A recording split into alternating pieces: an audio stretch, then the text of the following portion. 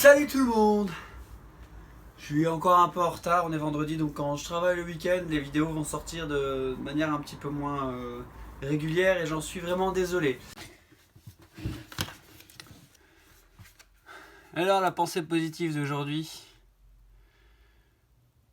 Le bonheur, ce n'est pas une note séparée, c'est la joie que deux notes ont à rebondir l'une contre l'autre. Christian Bobin, né en 1951, toujours pas mort, et qui est écrivain français. Bon, j'ai pas grand chose à dire là-dessus. Cette séquence va vous paraître un petit peu plus construite que d'habitude, un peu moins improvisée. C'est parce que j'y réfléchis plus ou moins depuis que je suis réveillé à comment j'allais faire et pourquoi. Ce grenier a vu l'aube de Pokémon Go, les premières vidéos que j'ai faites qui dépassent les 1000 vues. Certaines dépassent 17 000 vues, j'ai 184 abonnés sur une chaîne de gaming. Ça paraît pas grand chose, mais proportionnellement à cette chaîne-ci, c'est énorme. J'ai dépassé les 2000 vues. Mais à côté de ça, je préfère le contenu développé dans cette chaîne parce que c'est un contenu qui me ressemble beaucoup plus, qui est beaucoup moins travaillé. Je voulais vous parler d'un truc. Pourquoi je fais des vidéos aujourd'hui? Pourquoi je fais des vlogs? Déjà, j'ai fait beaucoup de figurations. Vous avez peut-être déjà pu me voir en train de jongler avec des oranges sur la RTBF. J'ai fait plein de figurations, de silhouettes. J'ai fait pas mal de choses dans le cinéma et dans la publicité en termes général. Et j'aimais bien ça. Mais je faisais ça de manière sporadique, en dilettante pour le plaisir.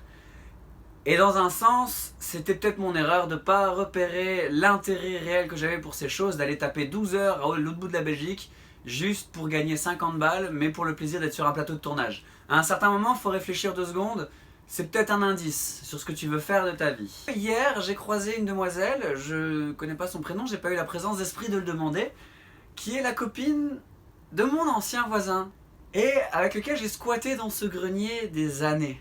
Et en fait, ce qu'on faisait à l'époque, déjà à l'époque alors que j'avais aucune intention cinématographique, on allait toutes les semaines dans le magasin de location de cassettes vidéo et on harcelait littéralement le tenancier pour récupérer toutes les affiches qu'il pouvait avoir et on retapissait tout le plafond. Je vais vous montrer tout de suite, forcément, parce que ça sert à rien que je vous en parle si je vous montre pas. Vous avez des affiches là, des affiches là-bas, et ce ne sont que des vestiges. Avant, pratiquement toute la toiture était recouverte d'affiches. Et avec Fred, on s'amusait, on faisait tout et rien, mais il y avait déjà ce petit indice cinématographique dans ma vie. Pourquoi je suis là? Parce que en fait, il y a énormément d'indices dans ma vie qui m'ont dit qui j'étais et ce que j'allais être. Mais pendant des années, j'ai cherché autre chose. J'ai commencé à construire ce qui va être mon laboratoire de production visuelle. À proprement parler, j'aimerais bien faire de la vidéo publicitaire parce que, économiquement parlant, c'est ce qui rapporte de l'argent dans le métier que j'ai envie de faire de cinéaste. Il faut savoir jouer un petit peu sur plusieurs tableaux. Cette petite boîte rouge n'est pas là complètement par hasard. Comme je vous dis, ce vlog est un petit peu calculé. Ceci est un autre élément, donc c'est l'écriture à proprement parler, c'est l'essentiel de tout ce que j'ai pu écrire. Bon, il y a d'autres trucs, hein, c'est pas ça. Tous mes manuscrits, les trucs qui m'ont inspiré, enfin, en fait, ouais, il y a des trucs. Il y a pas mal de choses, il y a d'autres boîtes, ça c'est une des premières boîtes. À l'époque, j'étais à fond dans l'économie, tout ça. Bon, en fait, c'est pas la bonne boîte. Mais c'est pas grave, elle fera office de symbole. Dans cette boîte, il y aurait dû avoir tous mes écrits ou une grosse partie de mes écrits de quand j'étais gamin, savoir que j'écris depuis que je suis en 4e primaire et que donc j'aurais peut-être dû faire les connexions. Autre chose qui s'est passé hier quand j'ai parlé à cette jeune femme, donc la copine à Fred, je me suis rendu compte qu'il y avait quelqu'un en fait qui regardait mes vidéos et pire encore des gens que je ne connaissais pas. Moi je pensais que les 20 vues que je faisais c'était familial et amical. En fait, pas du tout.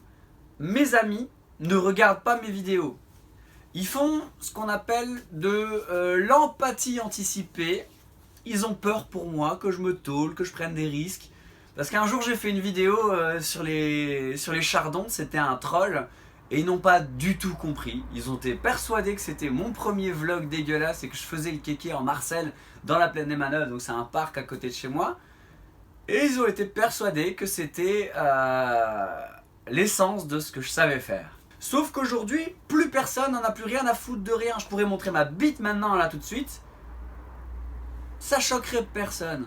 Enfin si, globalement, ça ferait « Ouais, qu'est-ce qu'il fait celui-là et tout ?» Bah oui, bah forcément. Mais derrière, ça ferait pas 8 ans, quoi. C'est un océan, Internet, et tout se perd en une semaine.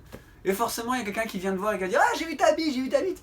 Je fais putain, mais en soirée, 3/4 du temps, les mecs ils sortent leur bite au milieu du bar juste pour montrer qu'ils en ont une. Je fais, bah maintenant, Internet, c'est pareil, les gens s'en foutent complètement. Et donc, dans un sens, c'est un peu là-dessus que je joue, et je me dis, bah, je peux pas me tolérer, je peux pas me faire de mal. On vit dans un monde médiatisé, médiatique, et bah, suffit juste de prendre sa part d'image si on a envie. Tout le monde n'a pas envie de faire ça forcément. Moi j'ai envie, j'ai rien contre l'idée, je suis pas forcément enfin si, je suis un peu imbu de ma personne, mais pas au point de vouloir infliger mon image aux gens. YouTube c'est une zone de sélection, si vous n'avez pas envie de me regarder raconter mes histoires, vous n'êtes pas obligé de le faire.